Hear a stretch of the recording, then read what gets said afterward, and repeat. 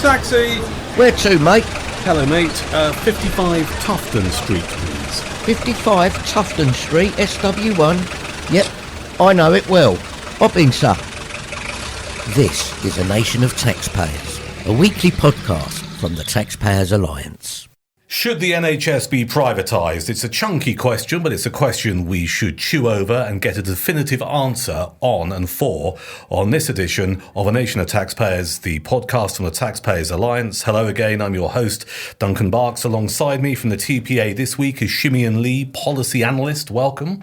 Happy to be here. Your first time on the pod as well. Very exciting. So I'm looking forward to it as well. There wasn't sarcasm in your voice there, was it at all? And Kristian Niemietz from the Institute of Economic Affairs, Editorial Director. Welcome. You have written, or rather the IEA has long taken the view that the NHS is no longer fit for purpose. So what we should do is kick this around a little bit, look at what's gone wrong, what the alternatives are, and whether or not there's really any political party who's got the balls, dare I suggest, to actually wrestle with what we do with the NHS in this country.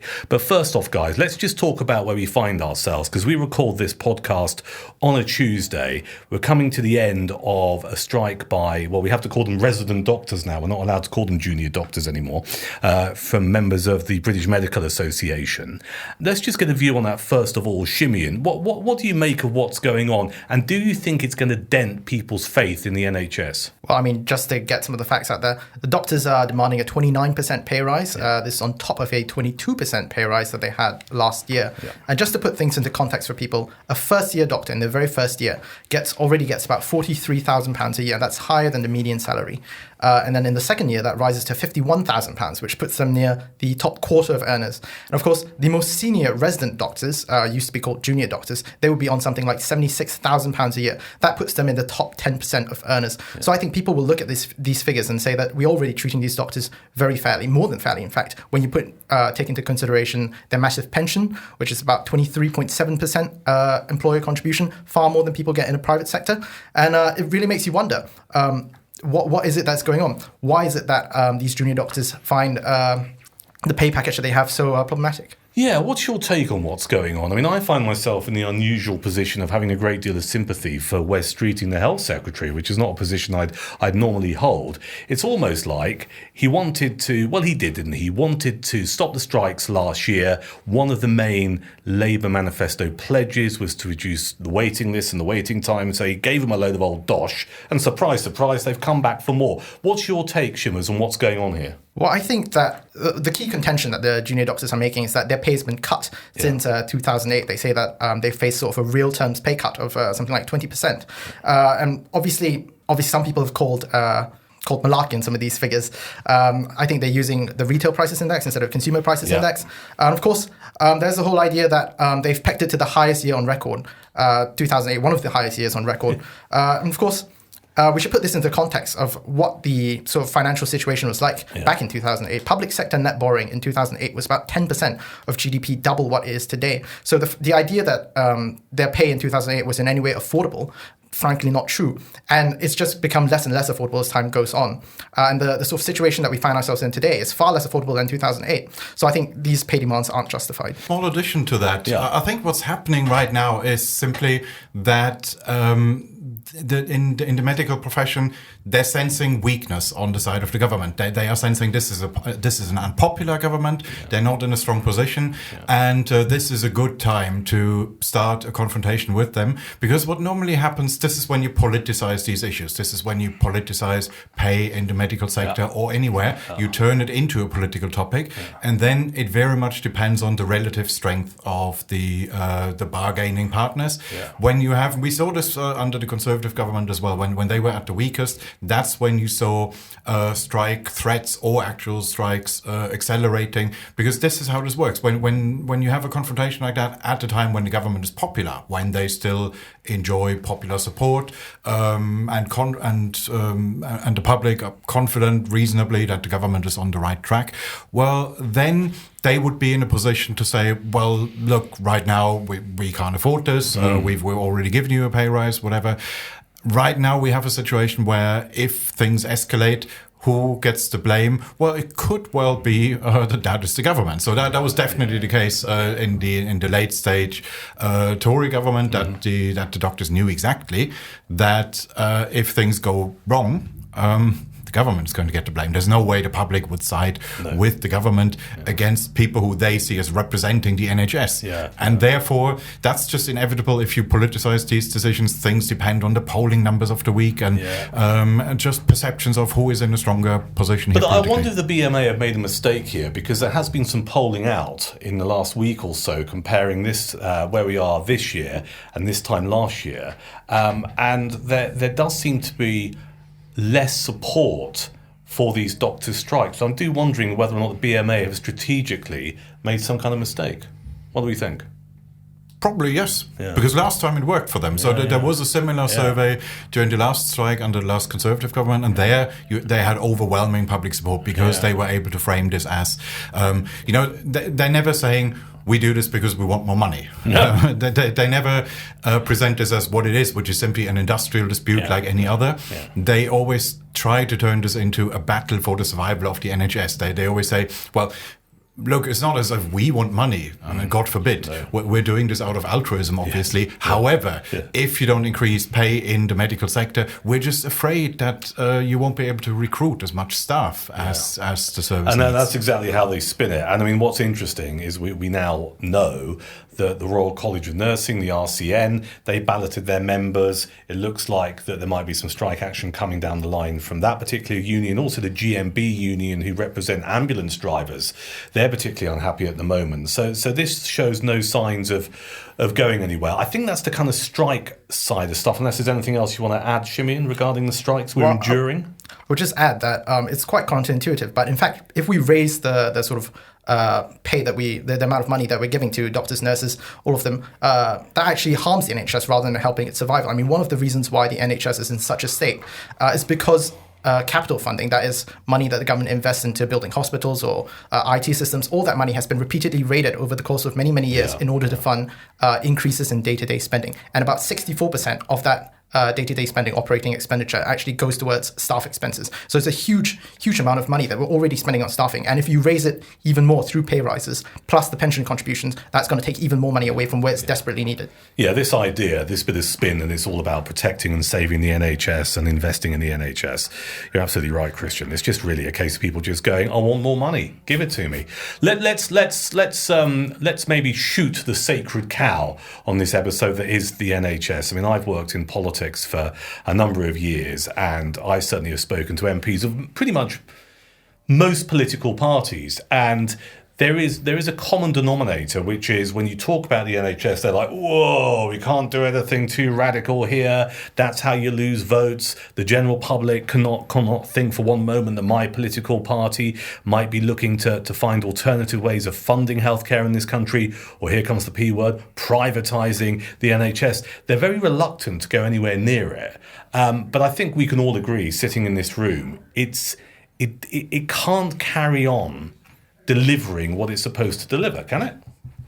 Well, I think it was never good at that in the first place. No. I think setting up the NHS was a historical mistake. Ideally, it should just never have happened. Yeah. I think Britain should have just built on the pre-war system, the system that was already in place. It's not as if there was no healthcare before 1948. No. There was a system which had, a social insurance system of sorts, you could say, which had some coverage gaps. Yeah. So it needed an overhaul at the time. Something had to be done about that. But that could easily have been achieved within the system as it was. Yeah. And this is pretty much exactly what happened in most other places, that you had an insurance system emerging. And what happened was simply that governments made sure that system covers everybody, and that inability to afford health insurance premiums, that should not be an obstacle. Mm-hmm. And there are various ways in which you can get around that problem, in which you can make sure that everybody can afford it. That's worked everywhere else, and that is what could have happened here as well. Mm-hmm. And yes, that's if if we had gone for a system like that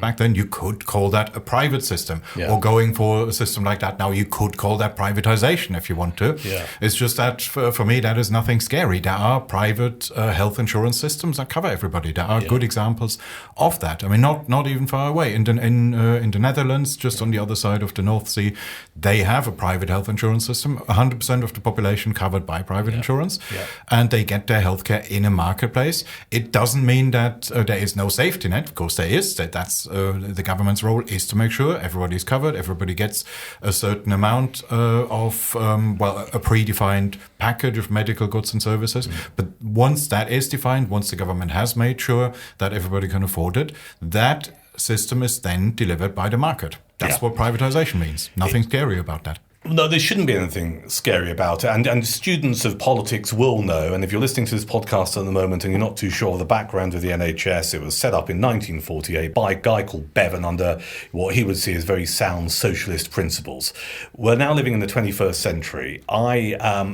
Have you guys, either of you, had experience of the NHS recently? What was your most recent experience of the NHS, Shimeon? You don't have to go into too much detail, and you could say, I don't have any experience, but have you had to use services at all? Well, as probably a net contributor in terms of taxes, I haven't actually used the NHS. Okay, what about you, Kristian? Very little, no. I mean, people often ask me that. People think there must be, because I've written so much about it, that there must be some origin story, some horrible experience that radicalized me. No, I mean, I don't believe in lived experience anyway. No. Lived experience can be totally unrepresentative. I'm a boring guy. I look at spreadsheets. You're not boring. I look at Excel spreadsheets, at survival rates, at mortality rates, at so you medical come outcomes. to your position from a place which is based on actually evidence and fact, as opposed to anything that's emotional, yeah?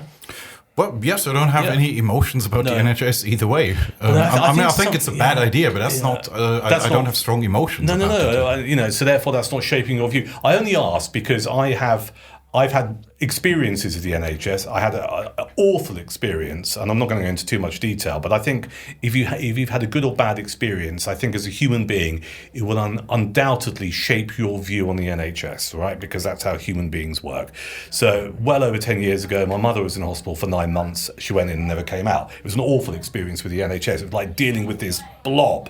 You couldn't get an answer. You never talked to the same person on a different day. It was just an absolute nightmare.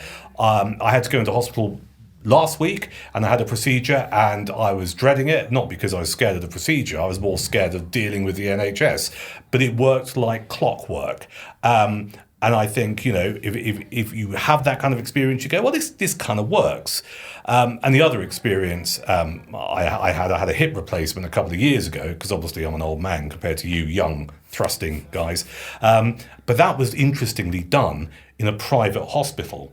And why I mention that, it was an NHS list on a private hospital. I mention it because you do run into this opposition from people who just go, oh, well, that's the beginning of privatisation when you start paying money to the private sector. I will tell you from the people that I was in the clinic with, laughingly called the Young Adult Knee and Hip Clinic, that actually they don't care who's doing their care. It doesn't matter if it's in the private sector. They just want the alleviation of pain and to become more mobile. That's how real people think, as opposed to some of these politicians. But the one thing I learned is that the surgeon who was doing the operations that afternoon, he was doing 5 hip replacements that afternoon. And it's literally like a Formula One racing car going into the pits to have their wheels changed, right? I mean, it was just bizarre how quickly it worked.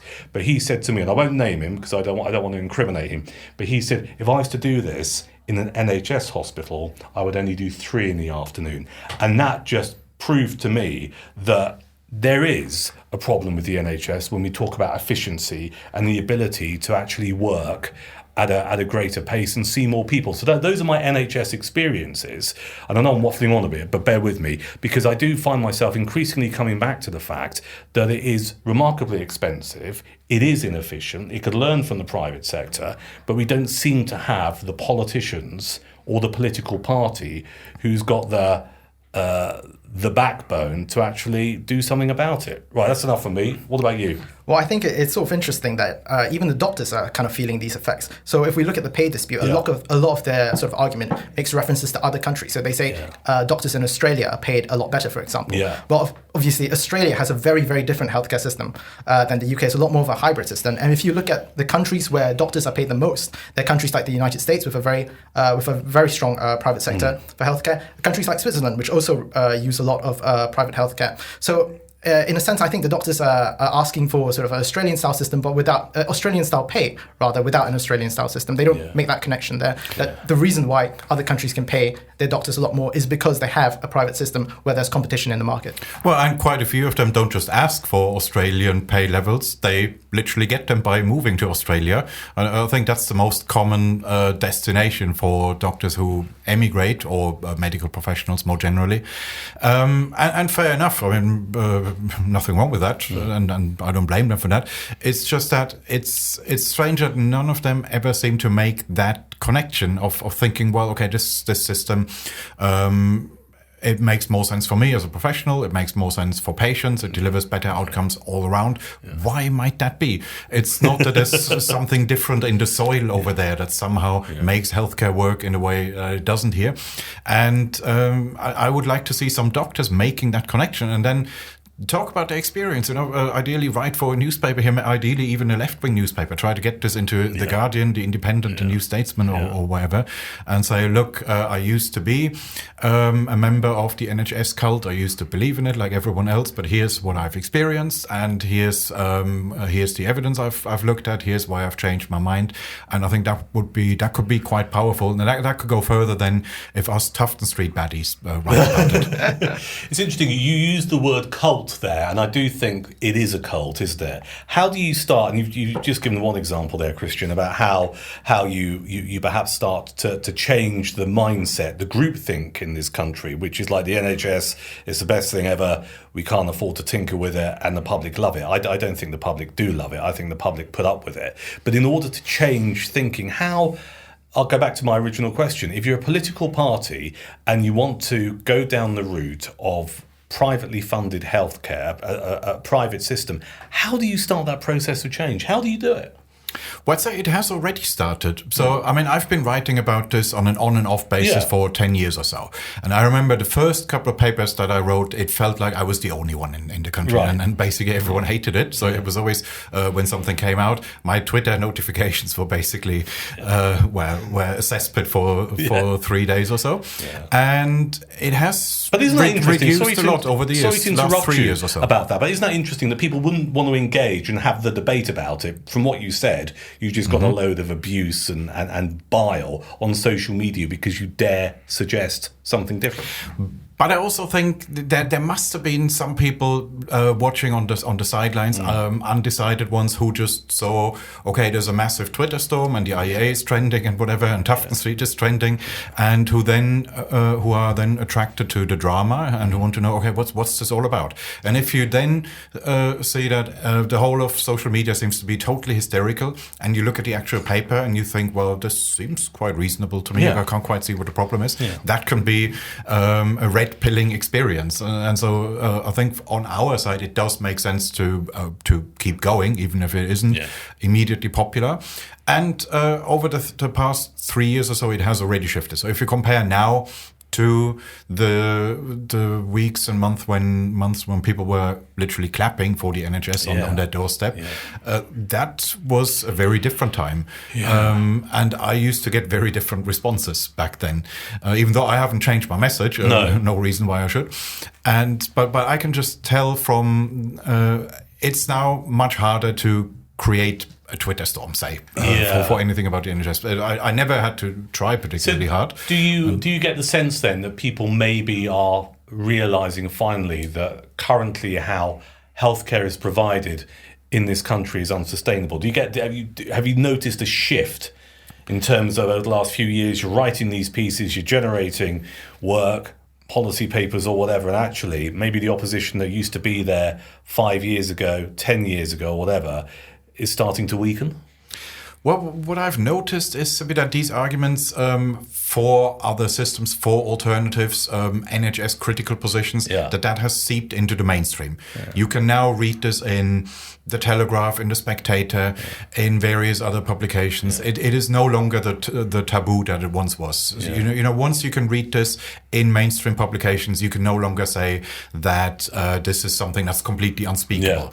And even the BBC had an article a while ago that they were not literally saying get rid of the NHS and go for this or that other system, but they were posing the question. They weren't giving an answer, but they were saying some people say, and they were quoting people from both sides and presenting these two positions as roughly equivalent. That's not something they would have done 5 years ago, right? Because they would have seen that as a false equivalence. Yeah, that's interesting. Shimeon, do you think we shifted a bit in terms of being more willing to have the debate that the NHS isn't the only way to provide healthcare? I think so, yes. But I also think that there are a lot of myths surrounding the NHS that sort of prevent that narrative from getting through. So, for example, the sort of myth that the Tory government, for example, has massively cut funding towards NHS, and that's the reason for its very poor performance. The actual fact of the matter is that the NHS has received real terms increases every single year under the Conservative government. And that's a fact that you don't see talked about very often. And in fact, even if you control for population, you adjust for population, you adjust for the age of the population, you find that per person, adjusted for age, spending levels has been maintained since about 2010.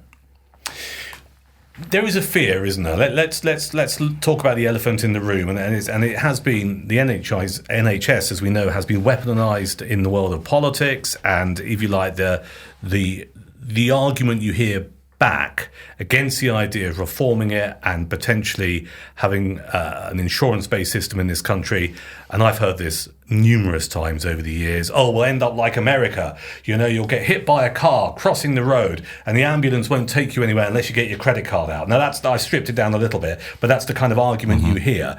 Can you understand why people have that fear? I used to think that the problem is that people imagine that's what the alternative is, and therefore shut down any kind of debate, and because then that it just for that reason gets very emotional. But I no longer think it's quite so straightforward. It's more that it could almost be the other way around, that the reason why we had this NHS cult for so long and people had this emotional attachment to it, that they were just looking for a way to shut down any discussions of alternatives, and did that by concentrating on the worst possible example, where the US system, I know it works for some people. If you have good health insurance, of course, it works for some. But that system really has major dysfunctions, which free marketeers should criticize as much as anyone. They really have the highest healthcare costs in the world by quite a margin, and they don't have better outcomes, and they have that coverage gap with about 10% of the population being uninsured. So that is a dysfunctional system. It's just that I don't think it was ever fair to single out that system and hold that against NHS critics, because I've never come across anyone in a British context who would say, I want a system like the one in the US. I've never even come across an American who argues that way, because I mean, how would you even summarize that system? That system is, even if you wanted to replicate it, and again, I've never met anyone who wants to do that, but even if you wanted to, how would you even do that? It's such an unusual system where you have, in practice, it isn't even really a system. It's more like a complete mishmash where you have a bit more than 60% of the population being privately insured, so they do have a private insurance system. Then they have two separate state health insurers as well, one for pensioners and for the poor. And then they have a veteran service as well, which is a bit NHS-like. And they just have an amalgamation of completely different overlapping health systems. None of their different subsystems seem to work particularly well. So there, I would say, firstly, it's even if we're just talking about the US, even there, I don't quite see why you would single out the private insurance sector as the dysfunctional bit. It's not as if the other parts are working any better. But then again, I've never seen anyone in a British context saying, I want the US system. No. So I think that's a deliberately made up strong. So the question we're asking this week is, should the NHS be privatised? I think it's clear. I mean, you believe it should, right? In some form. Should introduce greater role for the private sector. And you do as well. So I will go the whole way. Privatise the whole thing. But in terms of making our listener maybe have a greater understanding? Is it, you mentioned the Netherlands earlier, I think. Is that the ideal blueprint, do you think, for what we should be doing in the UK? Ideal is a strong word, but I'd say that is a system which works quite well, some of the best medical outcomes in the world. And it would not be impossible to transition to a system like that without major disruptions. So I think that could be done. And then there are examples of countries that have gone from an NHS-style system to an insurance-based system over the course of a number of years where that wasn't a massively disruptive experience. That has been done before, and that can be done. How likely do you think it is that the NHS will become privatised? Within your lifetime, my lifetime? 5 years ago, I would have said the chances of that happening are absolutely zero. Yeah. And this is just a pure think tank exercise. This is a bit like, some of the people who worked at the IEA in previous generations wrote about privatizing the money supply, privately issued competing currencies and things like that. Yeah, interesting for a think tank seminar, but obviously not going to happen. 5 years ago, I would have said that. But we have already seen changes in public opinions that went far beyond what I would have deemed possible in the COVID days. So at the moment, who knows? I mean, things can once. I could imagine two things. Many things, but I could imagine one scenario where we go back to the way things were in 2020, where the cult reasserts itself, and where this opening up of and this shift of the overt window just gets reversed and people forget about it. But I could also imagine that once you open that window and once you realize, there is a world beyond, and it isn't as scary as I thought, that could even become self-perpetuating. So what we're seeing right now is that there have been, the Labour Party and Wes Streeting in particular tried to style himself as a reformer briefly. Yeah. It then turned out he didn't actually know what he wanted to do, what he wanted to reform. He just liked that word and that image. Yeah. And they've now retreated into their comfort zone where they just scream privatization all the time and make a lot of the fact that Nigel Farage once said something about a social insurance system. Yeah. But it doesn't seem to work for them in the way that it did for left-wing politicians previously, that the other side immediately panics and apologizes. Yeah. So Nigel Farage has rode back a bit on that particular claim, social insurance, which, by the way, surprises me a bit. I think he should have just stuck to his guns and say, well, what's wrong with that system? Yeah. He's trying to get some floating voters, right, isn't he? Yes. For those people who are frightened of anything happening to the NHS, you just roll back a little bit or move back a little bit on your initial stance. I think that's a really shrewd observation.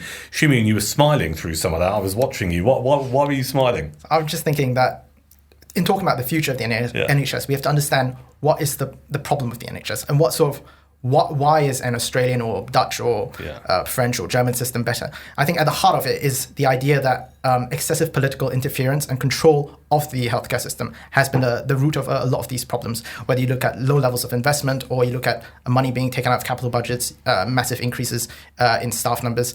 And so if we think about that in that sort of context, we have to first understand the problem, which is that there's excessive control. And once people understand that that's not the way to run a healthcare system, that will be the catalyst, I think, for change. Yeah. The idea that markets can do things better. Yeah, I think you're right. I mean, I find myself looking at this. I think I have I have one position, and I also want to just make this observation before we finish this week's podcast. I don't think people fully understand the cost of healthcare in this country because there's no point of reference. So they don't really understand how much it costs to provide healthcare for people. And I think that is relevant to this debate. But I also find myself thinking that, you know what, if people can afford to pay for their Sky Sports or their Netflix or their Spotify Premium or whatever, if you're making those informed choices as consumers to fork out for stuff like that, you can afford 50, 60 quid a month, right, to fund your own private healthcare. Does that sound unpleasant or too radical? Well, I'd say the alternative doesn't have to be more expensive than what we have now. You would just pay for it in a different way. Yeah. You would convert some of the money that we currently pay in taxes and income tax, national insurance and VAT and whatever, general taxation. You would just take a chunk of that out and convert it into insurance premiums, and they would go directly to the insurer that you choose. And one of the upsides, even if it didn't deliver any improvements in medical outcomes, which I think it would, one upside that you would see immediately is under the kind of system I'm talking about. You have an item on your payslip which says health insurance deduction, and you know exactly to the penny how much it costs you. And it's not like here where, you can in principle download the figures from the Department of Health, but how many people do that? Whereas under the systems that I'm talking about, if you ask the average Joe, how much do you pay for healthcare, they will be able to tell you because they remember it from their last payslip. It will be on there, it will be itemized, it will be an exact amount in euros, pounds, or Swiss francs, and they will be able to tell you this is what I pay for healthcare. And then once you have that information, you can also ask yourself, am I prepared to pay more? If that means faster access, if it means some upgrades in medical facilities or whatever. Or do you think, well, no, I'm paying too much for what I'm getting. We should rather be looking at making some cuts somewhere. And then we would have a much more informed discussion about this. But just picking up very quickly on the point you made there, I think you're absolutely right. If you had different insurers competing for your business effectively, that undoubtedly would improve the quality of healthcare and the health outcomes, because they want the business, right? So it's within their interest to make sure you have the best possible experience and you get the best possible treatment. That's the idea, yes. Yeah. That's how it works in pretty much every other sector. And even even the government's latest white paper on health reform came dangerously close to accepting that, where they said, in every other sector, people get fast food deliveries, and they can do that via an app, and everything is on your screen, and it's minutes away. It's just the NHS that is so slow and cumbersome and bureaucratic. And then somebody must have realized, oh no, this sounds like privatization. Then they immediately said, however, of course, we don't want the NHS to be organized. We don't want healthcare to be organized like a supermarket or so. But actually, when I read passages like that, I think, well, why? What's so bad about that? What's so bad about supermarkets? Shimeon, a final thought from you? I think even very modest reforms can sort of change the incentive structure and make the system more efficient. So if you look at something like paying a very, very modest fee, like £5 for a GP appointment, that can increase, that makes people understand that these things have a cost, they're not just free. And it could reduce the sort of usage from people who overuse it. And that's just a way to improve efficiency. Just bringing that sort of, even that very, very small modest fee can change the incentives in a radical kind of way. Gentlemen, it's been a great conversation. Kristian, thank you for coming in. My pleasure. Pleasure to meet you. Great to have you on the podcast. Shimeon, your debut performance was outstanding, so we'll get you in again soon. So thank you. You've been listening to A Nation of Taxpayers. It's the podcast from the Taxpayers Alliance. You can find us on Apple Podcasts, also on Spotify and on YouTube. There's an archive of many episodes for you to enjoy. So do flick back and listen to various other episodes at your leisure. And if you'd like to just say hello or maybe suggest a guest for a future podcast, the email address is podcast@taxpayersalliance.com.